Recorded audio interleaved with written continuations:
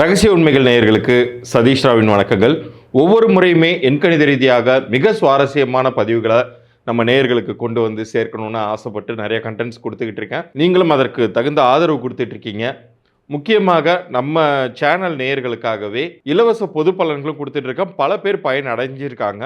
அதை பற்றின குறிப்பை சொல்லிட்டு மெயின் பதிவுக்குள்ளார போகலாம். யாருக்கெல்லாம் அவர்களுடைய பெயர் பொருந்திருக்கோ பொருந்தலையா அப்படிங்கிறத தெரிஞ்சுக்கணும் அப்படின்னா அவங்களுடைய பிறந்த தேதியை, உங்களுடைய பெயரை நீங்கள் எனக்கு வாட்ஸ்அப் பண்ணணும். அப்படி அனுப்பும் பொழுது நம்ம சேனலை சப்ஸ்கிரைப் பண்ணி அதுக்குரிய ஸ்க்ரீன்ஷாட்டோட எனக்கு அனுப்பும் பொழுது உங்களுடைய பெயர் உங்கள் பிறந்த தேதிக்கு எந்த அளவுக்கு பொருந்திருக்கா அல்லது பொருந்தலைங்கிற தகவல்கள் வரைக்கும் நான் உங்களுக்கு பதில் அனுப்புவேன். இது வியாபார பெயருக்குமே பொருந்தும். யாராச்சும் வியாபாரம் பண்ணிகிட்டு இருக்கீங்கன்னா உங்கள் வியாபார பெயரையும் குறிப்பிட்டு அனுப்பலாம். குழந்தைக்கு பேர் வச்சுருக்கீங்க, அது பொருந்திருக்கான்னு செக் பண்ணோன்னா குழந்தையோடைய பிறந்த தேதியும் பேரையும் அனுப்பலாம். இப்போ பகுதிக்குள்ளார போகலாம். 2024 நிறைய மாற்றங்கள் ஒவ்வொருடைய லைஃப்லையுமே ஏற்படுவதை பற்றி நான் ஏற்கனவே ஒரு பதிவில் சொல்லியிருந்தேன். இந்த 2024 என்னென்ன விஷயங்கள் குழப்பங்களாகவோ அபாயங்களாகவோ ஏற்படும் அப்படிங்கிறத எனக்கு வாய்ப்பு கிடைக்கும் போதெல்லாம் நிறைய சேனல்ஸில் நான் பேசிகிட்டு இருக்கேன். என்னுடைய இந்த கணிப்புகள் இதற்கு முன்பே கூட டிசம்பர் மாதமே கூட இருந்துச்சு. இன்னொரு சேனலில் இருந்துச்சு. நம்ம சேனல்லையுமே புத்தாண்டு பலன்களில் நிறைய விஷயங்கள் நான் சொல்லியிருக்கேன். பொதுவாக இந்த ஆண்டை பொறுத்தவரை ஒரு பெயரிடக்கூட முடியாத புதுவிதமான நோய்கள் எல்லாம் உருவாகக்கூடிய வருடமாக இது இருக்க போகுது. ஏன்னா இந்த வருடத்தின் நம்பரே பார்த்தீங்கன்னா 8ஆம் எண், சனியின் ஆதிக்கத்தில் இருக்கக்கூடியது. ஸோ மிகுந்த ஜாக்கிரதையாக இருக்க வேண்டிய ஆண்டாகவே இதை நம்ம கருதணும். இந்த 2024 தன்மையே இந்த 8ஆம் எண் ஆதிக்கத்தில் வருவதனால ரொம்ப ஜாக்கிரதையாக தாங்க இருக்கணும். அதுலேயும் குறிப்பிட்டு ஒரு சில தேதிகளில் பிறந்தவர்கள் மிகுந்த கவனத்தோடு இருக்க வேண்டியது ரொம்ப கட்டாயம். குறிப்பாக இந்த 7ஆம் தேதிகளில் பிறந்தவர்களுக்கு இந்த 8ஆம் எண் ரொம்ப படுத்தும் போட்டு, இது நம்ம பொது பலன்களே கூட நான் சொல்லியிருப்பேன், புத்தாண்டு பலன்களே கூட நான் சொல்லியிருப்பேன். யாரெல்லாம் 7, 16, 25 தேதிகளில் பிறந்தவர்கள் அவங்களுக்கு இந்த 8ஆம் எண் மற்றவர்களுக்கு சனி பகவான் ஒரு 100% பிரச்சனை கொடுத்தாருன்னா, இந்த 7ஆம் எண்காரர்களுக்கெல்லாம் 150% எக்ஸ்ட்ரா போய் உங்களுக்கு பிரச்சனையை கொடுப்பார். அதே போல் 2 தேதிகளில் பிறந்தவர்கள், 2, 11, 20, 29 தேதிகளில் பிறந்தவர்களும் உங்களுடைய வாழ்க்கையில் நீங்கள் எல்லா வகையிலையுமே நீங்கள் கவனத்தோடு இருக்க வேண்டிய ஒரு காலகட்டத்தில் இருப்பதாக இந்த வருஷத்தை நீங்கள் பாருங்கள். குறிப்பாக இறைவன் ஒரு வாய்ப்பு கொடுக்குறாரு. எண்கணித ரீதியாகவும் உங்களுடைய பெயர் ஸ்ட்ராங்காக அமைவதற்கான அல்லது திருத்தம் செய்ய வேண்டிய தேவை இருக்கா அப்படிங்கிறத கிராஸ் வெரிஃபை பண்ணுவதற்கான ஒரு வாய்ப்பை இறைவன் கொடுப்பதாக நீங்கள் கருதி கொண்டாலும் பரவாயில்ல. ஏன்னா இந்த செகண்ட் இந்த ப்ரோக்ராம் நீங்கள் பார்த்துட்டு இருக்கீங்கன்னா அது ஒரு குருவருள் இல்லாமல் நீங்கள் பார்க்க முடியாது. நான் இந்த 2024 பலன்கள் நான் சொல்லும்போது ஒரு விஷயம் சொல்லியிருந்தேன். இளைய தலைமுறையினர் இறப்பதை அவர்களுடைய சீனியர்ஸ், அவங்களுடைய பேரண்ட்ஸோ அல்லது முதிய தலைமுறையினர் பார்ப்பதை ஒரு ரொம்ப துக்ககரமான ஒரு விஷயமாக இந்த ஆண்டு நிறையா நடக்கும். நம்ம கண்ணுக்கு எதுக்கவே நம்மளுடைய சந்ததியினர் இப்படி கஷ்டப்படுறாங்களே, உயிர் நீத்து போகிறாங்களே அப்படிங்கக்கூடிய துக்ககரமான நிகழ்வுகள் இந்த ஆண்டு நிறைய நடக்குங்கிறத நான் முன்னாடியே சொல்லியிருந்தேன். டிசம்பர் 2023 சொல்லியிருந்தேன். அதில் ரொம்ப குறிப்பிட்டு பார்க்கணும்னா இந்த பாயிண்ட்டை நான் அடிக்கோடிட்டு சொல்லியிருந்தேன். முதல் நாள் வரைக்குமே நம்ம ரொம்ப கேஷுவலாக இருந்திருப்போம். ஒன்றுமே இவங்க நல்லா தானே இருக்காங்க அப்படின்னு நினச்சிட்டு இருந்திருப்போம். ஆனால் அடுத்த நாள் ஒரு நியூஸ் பார்க்கும் பொழுதோ, ஒரு பேப்பரில் பார்க்கும் பொழுதோ தான் நமக்கே ஷாக்கிங்காக இருக்கும்.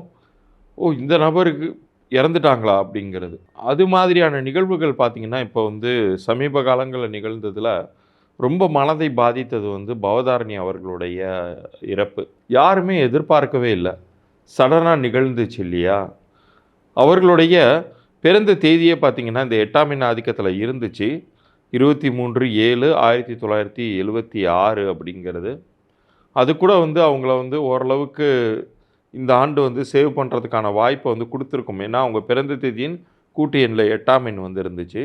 ஆனால் பேர் எண்ணில் அந்த 7ஆம் எண் சம்மந்தப்பட்டுருச்சு. 34ங்கிறத அந்த பவதாரணிங்கும் போது அவங்களுடைய பேர் எண்ணில் அந்த கேதுவுக்குரிய எண் சம்மந்தப்பட்டதுனால அது ரொம்ப சிரமங்களை உண்டு பண்ணிடும். இப்போ இன்னொரு சமீபத்திய நிகழ்வாக எல்லாருமே ரொம்ப துக்ககரமாக பார்த்த விஜயகாந்த் அவர்களுடைய இறப்பு. அவர் வந்து அவருடைய பிறந்த தேதியே 7ஆம் எண்ணிற்குரியதான், 25ஆம் தேதி. ஸோ அவருக்குமே பார்த்தீங்கன்னா அந்த இவ்வளோ நாள் அவஸ்தைப்பட்டுக்கிட்டு இருந்தாலும் உடல் ரீதியாக, ஆனால் இது அந்த அந்த முடிவை கொண்டு வருவதுங்கிறது இந்த 8ஆம் எண் சமீபமாக வரும்பொழுது, நெருங்கி வரும்போதே அவர் உயிரை பறித்து கொண்டது அப்படின்னு சொல்லலாம். அதே போல் இப்போ ரொம்ப ரீசன்ட் டேஸில் இன்னொரு விஷயம் நம்ம நினச்சி கூட பார்த்துருக்க மாட்டோம். திரு சைதை துரைசாமி அவர்களின் மகனுக்கு ஏற்பட்ட நிலை. அவருடைய பிறந்த தேதியில் பார்த்தீங்கன்னா இதே 7ஆம் எண் சம்மந்தப்பட்டிருக்கு, 16/2/1952. இந்த வருடத்தில் அவருக்கு இப்படி ஒரு துக்ககரமான சூழ்நிலை யாருக்குமே வரக்கூடாத ஒரு நிலை அது. தன்னுடைய மகன் ஒரு நன்றாக இருக்கக்கூடிய ஒரு மகனுக்கு இன்னைக்கு அவர் எங்கே இருக்கார், ஏது இருக்காருன்னு 4 நாட்களாக தேடிக்கொண்டிருக்கக்கூடிய காலகட்டத்தில் எப்படிப்பட்ட ஒரு தகப்பனின் மனநிலை, அந்த குடும்பத்தின் மனநிலை எந்த அளவுக்கு இருக்குன்னு பாருங்கள். ஸோ இந்த 8 உருவாகக்கூடிய இந்த ஆண்டில் இந்த பிரச்சனைகள் எல்லாருமே குறிப்பாக 2, 11, 20, 29 தேதிகளில் பிறந்தவர்கள் அல்லது பெயர்களில் இந்த எண்கள் சம்பந்தப்பட்டவர்கள், அதே போல் பிறந்த தேதியில் 7, 16, 25 இருப்பவர்கள் அல்லது பெயர்களில் இந்த எண்கள் சம்மந்தப்பட்டவங்க ரொம்ப ஜாக்கிரதையாக இருக்கணும் அப்படின்னு சொல்லுவேன். இதற்கு பரிகாரங்களோ அல்லது தங்களுடைய வாழ்க்கையை செக்யூர் பண்ணி செய்து கொள்வதற்கு ஏதாச்சும் இது இருக்கா, பரிகாரம் இருக்கான்னு கேட்டால் எண்கணித ரீதியான பரிகாரமும் நம்ம தேடலாம். பெயரில் திருத்தம் செய்யும் பொழுது நிச்சயம் ஓரளவு நிறைய மாற்றங்களை நம்ம உருவாக்கி கொள்ள முடியும். அதில் விதி மாற்றம்ங்கிறது எப்படி நிகழும்னா, காலில் கடப்பாறையே உழுவணும்னு இருந்துச்சுன்னா அது விதி. அந்த கடப்பாறைக்கு பதில் குண்டூசி மட்டும் விழுந்துச்சுன்னா அந்த இடத்துல நம்மளுடைய பேர் பெரிய அளவுக்கு காப்பாற்றி, ஒரு பக்கம் விதியும் நிகழும், ஆனால் பெரிதளவுக்கு உங்களை பாதிக்காத வண்ணம் உங்களை காப்பாற்றும். இவ்வளோ நேரம் மிக சுவாரஸ்யமான இந்த பதிவை பொறுமையாக கேட்டதற்கு மிக்க நன்றி. நான் ஏற்கனவே சொன்னது மாதிரி நம்ம சேனலை சப்ஸ்கிரைப் பண்ணி ஸ்க்ரீன்ஷாட்டோட உங்கள் டேட் ஆஃப் பர்த், உங்கள் நேம், அப்புறம் உங்களுடைய பிஸ்னஸ் பண்ணிட்டு இருந்தீங்கன்னா பிஸ்னஸ் நேம், உங்கள் குழந்தைக்கு பேர் வச்சுருந்தீங்கன்னா பேரோட உங்கள் குழந்தையுடைய பிறந்த தேதி அனுப்புங்க. பேர் வைக்கலைன்னா பிறந்த தேதி, நேரம் இதை மட்டும் அனுப்பிச்சி விடுங்க. அந்த குழந்தையோட டீட்டெயில்ஸ்லாம் நான் அனுப்புகிறேன். முக்கியமாக நம்ம சேனலை சப்ஸ்கிரைப் பண்ணி ஸ்க்ரீன்ஷாட்டோடு அனுப்புகிறவங்களுக்கு நான் 3 நாட்களுக்குள்ளார இதற்கான பதில் அனுப்புகிறேன். ஏன்னா அடுத்தடுத்து நிறைய இதே மாதிரி பணிகள் இருக்கிறதுனால ஒரு 3 நாட்கள் கால அவகாசம் தாங்க, அதுக்குள்ளார உங்களுக்கான பதிலை கண்டிப்பாக அனுப்பி வைக்கிறேன்.